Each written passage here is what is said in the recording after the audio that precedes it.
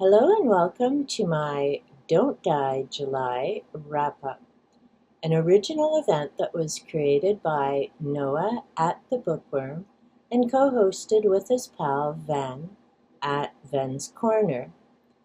This is my second year in the event, which I very much enjoyed. Last year it was a wonderful excuse to reread Michael McDowell's The Amulet and Cold Moon over Babylon. This year I had some different choices. Some of them I got to, some of them got replaced by other reads, and I'll also have a list of the authors and titles that I've read. Let me know in the comments down below if you've read any of these books. Did you participate in Don't Die July? The books, what did I read? How am I sure I've got them correct? I keep my notes, old school, pencil and paper of the date I've started and the date I've finished. Even there was a flub because I do know I've read 2 of the stories out of Nightworld. This is volume 2 and this is by L.J. Smith. I've read Dark Angel and The Chosen. I read each of those in an afternoon. It's large print, a quick, easy read, but I didn't put them in my book. So I may have read both of those for Don't Die July. See what I mean about the memory? The books I am certain of. I started off the month with The Haunting of Hill House by Shirley Jackson. Very happy to have found this at the discount table at Indigo. I've been hearing a lot about it. I'll talk more about this story in an upcoming video when I compare it with The Hellfire Club by Daniel P. Mannix and Hell House by Richard Matheson. Hell House was a reread for me. Each of the books had something different and interesting about it.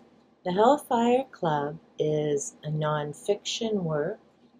It talks about Sir Francis Dashwood and the shenanigans he and his pals got up to. And let's just say he was a lot like certain individuals currently in the news related to their sexual preferences and ongoing shenanigans. I'll talk more about those particular shenanigans, not in detail, I mean seriously, when I compare the 3 books. The next story that I finished, this is from Blackwater by Michael McDowell. My friend Ven and I read The Flood together, which is book 1 of the series. And this was always meant to be a 6-book series. It's how it was originally released. Valancourt has put together, I guess it's called an omnibus when everything's together. I could be wrong. Let me know in the comments down below. I enjoyed reading The Flood again. And there were different things that stood out this time. Last year when I read it, I went through all 6 books in a matter of days, partly because I've waited 40 years to finish this series. My small town library only had 4 of the 6 books. I'd gone on to reading other authors like King and Kuntz and had kind of moved on from McDowell, forgot about the series. A while ago, as in just 3 or so years ago, I wanted to revisit him because I do remember enjoying his work, The Amulet, Cold Moon over Babylon, and lucky for me, Valancourt has brought back Michael McDowell's work. It was out of publication for a while.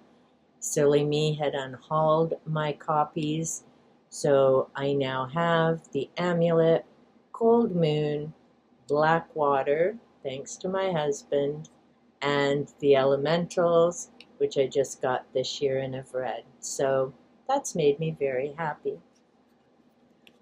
Those were the books that I finished reading for the event. What didn't I get to? I had hoped to start and finish Haunted Canada, the fourth Terrifying collection. This is by Joel A. Sutherland, and it's volume 10, 11, and 12 of the series. This again is a collection. You can also buy the books individually. I will definitely have this completed before the end of November. I may save some of it until December, looking forward to Vin doing the Ghost of Christmas Past event again. So some of these stories may wait for that.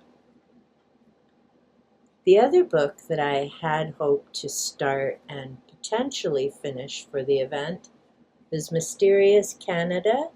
This is by John Robert Colombo.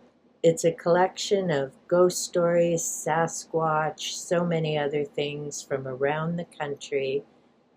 This will definitely be read during August, September, when those are the subjects that I focus on.